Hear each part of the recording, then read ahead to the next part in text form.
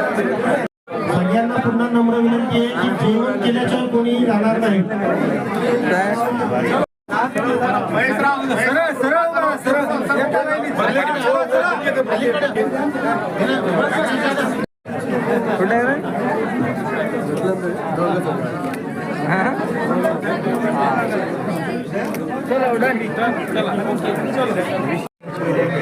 मिळवली आहे.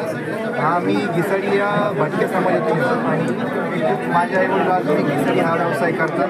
या संघर्षमय परिस्थितीतून हे यश मिळवलेलं आहे.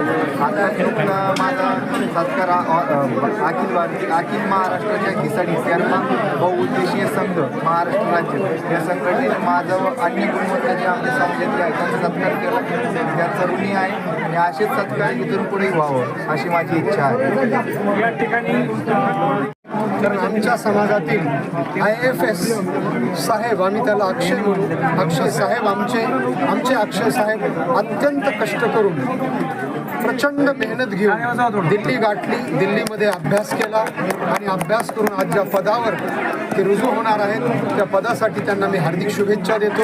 या ठिकाणी त्यांनी समाजातील नवीन पिढीला जे प्रबोधन केलेलं आहे, मार्गदर्शन केलेलं आहे ते अत्यंत मोलाचं ठरणार आहे आणि त्यांच्या या मार्गदर्शनामुळे नवीन पिढी जी आज उपस्थित होती खूप उत्साहित झालेली आहे.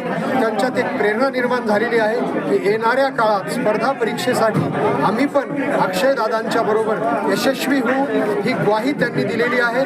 त्याबद्दल पुन्हा एकदा मी अक्षय हरिभाऊ पवार यांचं घिसाडी तेरमा बहुउद्देशीय महासंघातर्फे आणि संपूर्ण महाराष्ट्राबाहेरील प्रांतातील घिसाडी समाजातर्फे हार्दिक अभिनंदन करतो आणि पुढील प्रशासकीय वाटचालीस हार्दिक शुभेच्छा देतो. खूप खूप धन्यवाद. खेळाडू आत्ता राष्ट्रीय पातळीवर गेलेले आहेत. त्या दोन्ही खेळाडूंचा वेगळ्या पद्धतीने सत्कार करण्याचं आयोजन आम्ही करणार आहोत. कारण एवढ्या ग्रामीण भागामधून ॲथलेटिक्स सारख्या खेळामध्ये त्या यशवर्धनने यश संपादन केलेलं आहे. त्याचबरोबर MD, MS, MTech, BTech या विविध पदव्या प्राप्त केलेल्या आहेत. या अत्यंत संघर्षातून पदव्या प्राप्त केलेल्या आहेत.